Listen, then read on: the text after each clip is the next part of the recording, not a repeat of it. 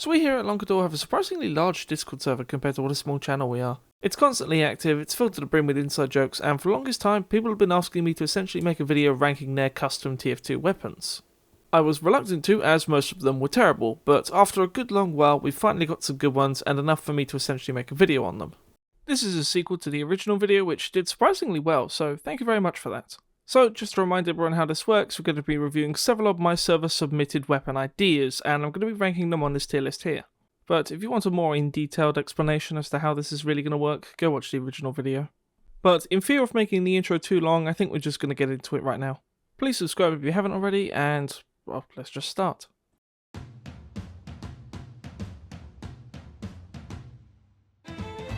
The first weapon on our list today is the Milker Medic, and this is essentially based off the Mad Milk Syringes upgrade you can get in Man vs Machine. Any needles that hit the enemy will cause them to gain the Mad Milk effect for 5 seconds. This weapon also has a much higher clip size than the stock syringe gun. However, the downsides are that it has a 50% damage penalty and your passive health regen is set to 0. Now, I've always wanted to see the Mad Milk Syringes be implemented into the game in some form. And I think a medic primary is a much better way to do this than to say add the nail gun back for scout. But I'm going to be entirely honest with you, I think this sounds fairly balanced. As of course the Mad Milk effect is incredibly strong, you are losing all of your passive health regen, and you have a much larger clip, meaning you're going to burn through ammo much faster. And let's not forget of course the 50% damage penalty. That thing hurts, but not as in hurts the enemy as in, hurts the medic. The only changes I make to this is that there's a cap on how many milked enemies you can have at the same time, but apart from that I actually think this is pretty good. This is a really interesting idea for a weapon, considering how the Mad Milk would apply to its own syringes, so that it would apply to the first syringe and then the second syringe would gain the Mad Milk effect. Essentially you'd heal yourself for every other shot. I think this is a really cool idea. I'm going to put it in a bit too good, purely because of the support capabilities. But we can always reshuffle later. Our next weapon on the list is the Monoto Cocktail. Now this is essentially just ripping on the idea of the throwable dynamite that demo originally had, and I'm still very sad this was never added into the final version of the game. This thing has a lot of stats listed on the list, so I'm essentially just going to explain to you that it's a throwable projectile for demo that leaves a fiery pool with afterburn for 5 seconds. This fiery pool would linger and then of course dissipate, so this essentially works as an area denial tool more than a just plain killing tool. This thing has no random crits, it deals less fire damage afterburn than say Pyro's weapons would, and it can also directly harm the demo himself. But the basic overall idea for this is that it's a throwable secondary projectile for the demo man. While this thing might sound strong, you gotta remember you are giving up the sticky bomb launcher, which is definitively the best weapon in the entire game. I also assume you wouldn't be able to jump using this thing, as it wouldn't be on a timer and it would just explode wherever it landed. So please don't let all these statistics scare you, as this thing is a really good idea. I think the wording on this one is a little complex, but the overall idea is there. A Demo Man's secondary throwable has been in the idea of the game since the very beginning, and I think this is a good way to start. Depending on the recharge time, this is either good or too strong. But I'm going to assume it's quite a slow recharge time, so I'm going to put it in good. So, not too long ago, I came up with this really silly idea that we just give the heavy a rotten flesh lunchbox item to eat. But the more and more I thought about this, the more I've tried to come up with like a really good idea for an offensive lunchbox item. So I will be dedicating an entirely different video just to this concept, but for now we're going to throw it in here.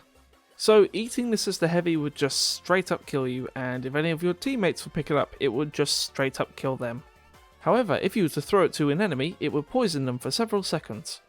I guess we could copy and paste the bleed statistics over to the poison ones, but just with a different name and visual effect. And maybe it deals a chunk of damage first, maybe like 50 health or something.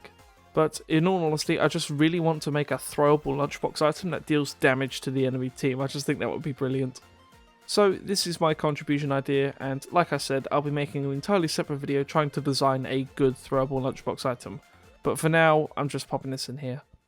So the rotten flesh, my favourite idea personally, I'm actually putting this in a bit too good, purely because of its offensive capabilities. It sounds ridiculous, I know, but just imagine it. So our next couple ideas are both engineer ones. This is the foot cannon.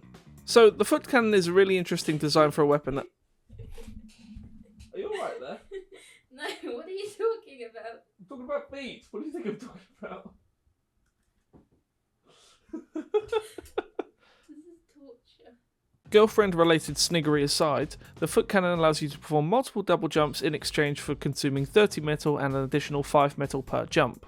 This means that your first jump will consume 30 metal, your second will consume 35, third 40, and so on. This weapon does also have the man-treads effect, however we all know the primary use of this thing is going to be sneaky sentries and tellies. Just to alleviate any confusion, this thing is a secondary item for the engineer, so replace the pistol. And I think maybe it's far too good in its current state. If it were, say, capped at only 3 jumps, like the atomizer, then I think it would be slightly better. But the fact that the ammo counter would reset upon landing, meaning that your next double jump would only consume another 30 metal and so on, I think that's a bit too strong. Now, I really do think there is a right way to go about this. I do think the engineer of all characters could maybe use another double jump to just, sneak up some of his tele placements and whatnot. And likewise, if we were to do this with any class, I think the engineer would be the best idea as we have the metal consumption to consider. But at the end of the day, in its current state, this thing is far too strong. So yeah, I think the foot cannon is a really good idea. I'm going to put this in good. Just maybe just a few nerfs could put it in balanced. But at the end of the day, I think this is a really cool concept. And ending out the video today, we have the head gunner. This thing gives you an extra 25 health just like the gunslinger, and it places a mini sentry on your head. The downsides to this is that the sentry would consume 5 metal per shot. The sentry can also be destroyed by dealing 100 damage to the engineer, and it can also be sapped, which I'm not too sure how that's supposed to work. It has a much smaller distance in terms of area of attack, and when destroyed it requires 400 metal to recharge. Now this is by far the most unique idea we've ever had on this series, even though there's only 2 episodes. Before balance is taken into consideration, I just want to say that I wholeheartedly love this idea, and were this to be perfectly balanced, I would 100% want something like this in the game.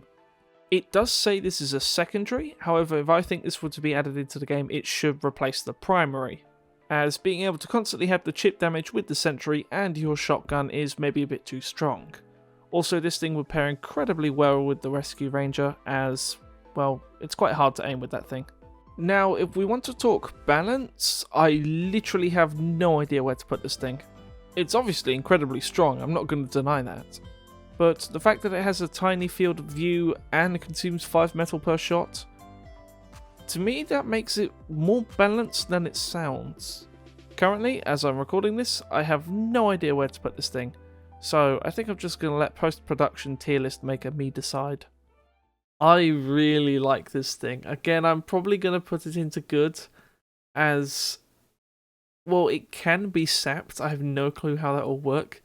If a spy were to sap it and the engineer were to lose all of his movement speed, then I think I'd maybe put that into balanced. But just as is, I'm going to put it into good. And thus, episode 2 of this series is completed.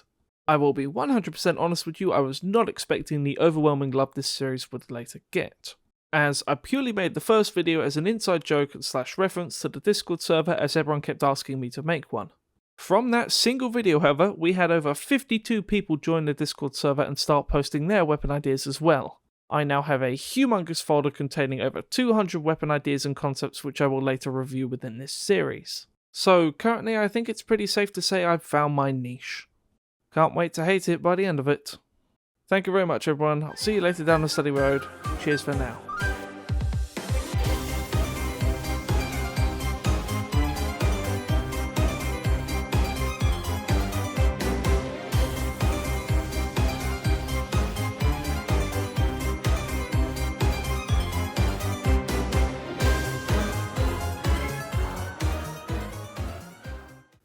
Say something funny I can put in the video. I don't have any funnies.